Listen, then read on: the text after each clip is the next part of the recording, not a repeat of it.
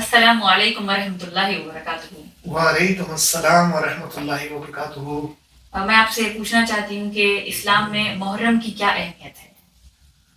ماشاء اللہ تبارک اللہ، یہ ایک بہت اچھا سوال ہے اس معنی میں کہ یہ محرم کا مہینہ شروع ہو کر آج دوسری تاریخ ہے محرم 1448 ہجری کی 2026 کرسچن ایرا۔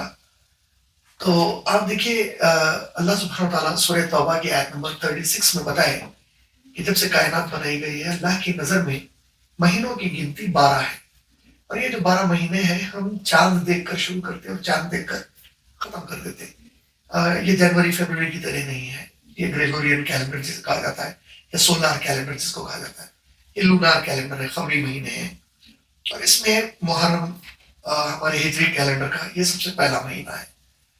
یہ جو کیلنڈر ہے جو مسلمان استعمال کرتے ہیں اپنے عبادات اور اپنے رمضان کی شروعات یا عید منانے کے لیے، ذی الحجہ کے لیے یا باقی تمام مہینوں کی تواریخ دیکھنے کے لیے، تو اس میں آپ غور کیجئے کہ یہ مہینہ جو پہلے نمبر پر ہے یہ شروع سے ایسا نہیں تھا۔ عربوں کے پاس یہ 12 مہینوں کے نام تھے: محرم، صفر، ربیع الاول، ربیع الثانی، جمادی الاول، جمادی الثانی، رجب، شعبان، رمضان، ذی القعدہ، ذی الحج، یہ نام پہلے سے موجود تھے، لیکن ان میں سے کسی کے بھی پاس کبھی بھی یہ محرم پہلا مہینہ اور سفر دوسرا مہینہ اس طریقے سے یہ تعلیم موجود نہیں تھی۔ جب عمر ابن خطاب رضی اللہ تعالیٰ عنہ خلیفہ بنے، وہ پہلی مرتبہ ایک ہجری کیلنڈر کی ڈیزائننگ کیے، انہوں نے اس کو مرتب کیا، اور جب انہوں نے مرتب کیا تو غیر شعوری طور پر انہوں نے کیا کیا کہ محرم کو پہلا مہینہ بنایا۔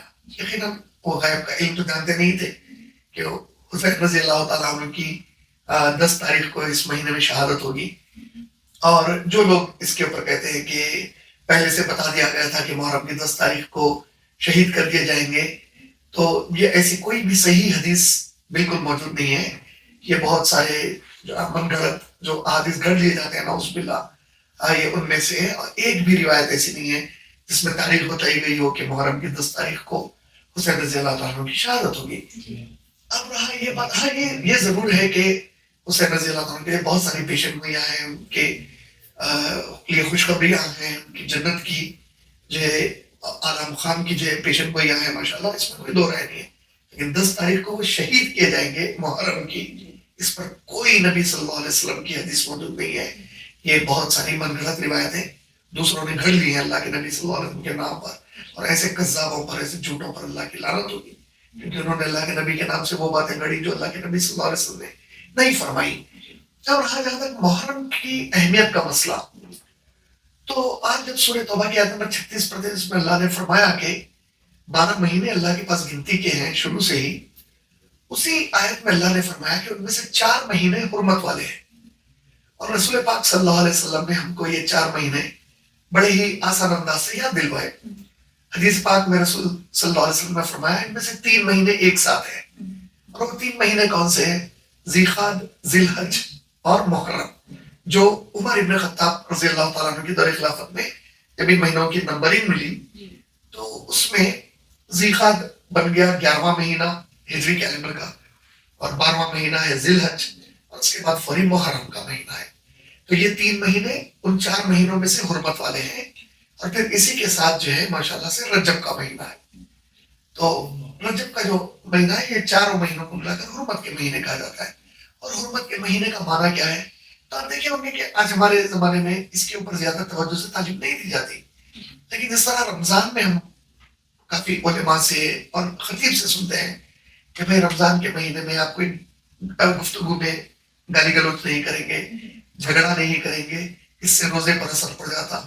تو اس قسم کے جو تعلیمات دیے جاتے ہیں کہ آپ کو تقوی کی طرف لایا جاتا ہے، اللہ تعالیٰ سے ڈرنے کی طرف، اللہ کی خوب عبادتیں کرنے کی طرف، تو یہ حرمت کے مہینوں سے مراد وہی ہے کہ آپ ان میں بھی اتنی ہی عزت کے ساتھ زندگی گزاریں گے، اتنی ہی عبادتوں میں اور اللہ کے تقوی اختیار کر کے گزاریں گے جتنا رمضان میں کرنے کی کوشش کرتے ہیں۔ تو اس لیے 4 مہینے حرمت والے مہینے۔ اب اس کے علاوہ جو محرم کے لیے خاص بات آئی ہے وہ آپ جب بخاری شریف پڑھتے ہیں اس میں حدیث نمبر 3943 3943 حدیث نمبر ہے، جس میں نبی کریم صلی اللہ علیہ وسلم جب ہجرت کیے اور مکے سے مدینہ تشریف لے گئے، تو آپ جانتے ہیں کہ یہودی اور عیسائی مدینے میں تھے، مکے میں تو نہیں تھے. تو آپ صلی اللہ علیہ وسلم کا پہلی بار آمنا سامنا مدینے میں ہوا یہودیوں اور عیسائیوں کے ساتھ جو وہاں پر بسے ہوئے تھے اور وہیں کے شہری تھے. تو آپ صلی اللہ علیہ وسلم نے دیکھا کہ یہودی روزہ رکھ رہے ہیں 10 محرم کو، اسے عاشورہ بھی کہا جاتا ہے. تو آپ صلی اللہ علیہ وسلم نے دریافت کیا ہجرت کرتے کہ بھائی یہ لوگ کس وجہ سے روزہ رکھے ہوئے ہیں. صحیح بخاری 3943 3943 حدیث نمبر ہے. تو آپ صلی اللہ علیہ وسلم کو مدینے والوں نے بتایا، انصار صحابہ نے بتایا کہ یا رسول اللہ، ان لوگوں کا ماننا ہے کہ 10 محرم کو موسیٰ علیہ السلام کو اللہ نے فرعون سے نجات دلائی، یعنی وہ جو پانی پر عصا مارے اور پھر موسیٰ علیہ السلام وہاں سے نکل کر اپنی قوم کو لے کر مصر سے نکل گئے، یہ 10 محرم کا دن تھا. تو انہی کی یاد میں یہ لوگ روزہ رکھتے ہیں. تو رسول پاک صلی اللہ علیہ وسلم نے فوری فرمایا کہ موسیٰ علیہ السلام سے تو رشتہ ہمارا زیادہ ہے، یعنی نبی صلی اللہ علیہ وسلم کا اور امت مسلمہ کا زیادہ ہے، تو لہٰذا ہم بھی 10 تاریخ کو روزہ رکھیں گے. اسی طریقے سے آپ اور دوسرے روایتوں میں پڑھیں گے بخاری اور مسلم وغیرہ کی کہ آپ صلی اللہ علیہ وسلم نے پسند فرمایا کہ اگر وہ ایک دن کا روزہ رکھتے ہیں یہودی تو تم 2 دن کا روزہ رکھو، یعنی 9 اور 10 محرم کا یا 10 اور 11 محرم کا. تو 10 محرم کی جو اہمیت سب سے پہلی بار پیارے نبی پاک صلی اللہ علیہ وسلم کی زبان اطہر سے بیان ہوئی، پاک زبان سے بیان ہوئی، وہ اس عنوان پر ہوئی کہ موسیٰ علیہ السلام کو نجات ملی تھی اور ہمارا تعلق موسیٰ علیہ السلام سے یہودیوں سے زیادہ ہے. تو اس بنیاد پر روزہ رکھنے کا حکم دیا گیا تھا یا اس بات پر اہمیت دکھائی گئی تھی. آپ صلی اللہ علیہ وسلم نے یہاں پر بھی نہیں فرمایا کہ حسین رضی اللہ عنہ کی شہادت ہوگی اس دن. اب اتفاق کی بات یہ ہے، یا اتفاق تو نہیں کہوں گا کہ اللہ کی طرف سے مقدر تھا کہ حسین رضی اللہ تعالیٰ عنہ کی بھی شہادت 10 تاریخ کو ہی ہوئی. لیکن ساتھ میں جو پہلی محرم کی تاریخ ہے، 1 محرم، اس کے بارے میں بہت سارے سنی جو مسلمان اپنے آپ کو کہتے ہیں ان کے پاس، بہت کم لوگوں کے پاس اس بات کا علم ہے. اور ہم دیکھتے ہیں کہ جن کو معلوم ہے ان کو، جو اہل تشیع ہے، جو شیعہ ہے، وہ اس بات کو نہیں مانتے اور وہ اس کے اوپر اصرار کرتے ہیں کہ نہیں یہ غلط بات ہے. تو خیر بہرحال ان کے ڈیبیٹ کو ہٹا کر، ان کے اس مناظرے اور بحث کو ہٹا کر، اصل ہوا یہ کہ جو عمر ابن خطاب رضی اللہ تعالیٰ عنہ پر وہ کمبخت ملعون جہنمی فیروز ابو لولو، جس کی آج مزار ایران میں موجود ہے. بسم الله الرحمن الرحیم. اللهم عجل ولیک الفرج. خدا رو شاکر هستیم توفیق پیدا کردیم بیاییم زیارت حضرت ابو لؤلؤ سلام الله علیه در شهر کاشان. دوستانی که از کاشان گذر میکنن یا به اصفهان و مسافرت میکنن حتما این مزار بیان زیارت کنن. بتاتا ہے پوری درگاہ کی طرح ایک مزار موجود ہے اس کی پوری. تو اس نے حملہ کیا تھا عمر ابن خطاب رضی اللہ تعالیٰ عنہ پر جب وہ فجر کی نماز کے لیے امامت کے لیے آگے بڑھ چکے تھے، اور نہ صرف ان کو حملہ کر کے جو ہے اس نے قتل کیا، بلکہ ساتھ میں 6 صحابہ کو اس نے شہید کیا انشاءاللہ، اور 7 صحابہ بہت بری طرح زخمی ہوئے جب اس نے حملہ کیا اور صفیں پھاڑ کر باہر نکل کر بھاگا. تو عمر ابن خطاب رضی اللہ تعالیٰ پر یہ جو حملہ ہوا یہ ہوا تھا 26 ذی الحجہ.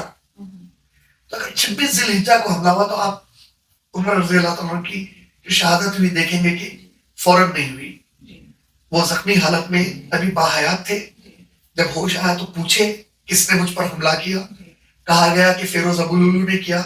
وہ اللہ کا شکر ادا کیے کہ اللہ کا شکر ہے کسی مسلمان کا ہاتھ میرے خون سے جو ہے بدنما اور داغ والا نہیں ہوا، بلکہ اللہ کا شکر ہے کسی غیر مسلم نے کیا. اور پھر اس کے بعد اور کچھ دن وہ حیات میں رہے.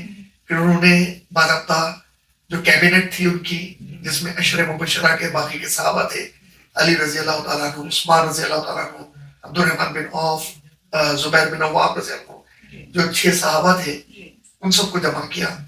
پھر ان سے خلافت کے بارے میں بھی گفتگو کی، اور پھر ان کے اتفاق پر عثمان غنی رضی اللہ تعالیٰ عنہ کا نام زد کیا گیا ان کو کہ میرے بعد وہ خلیفہ ہوں گے.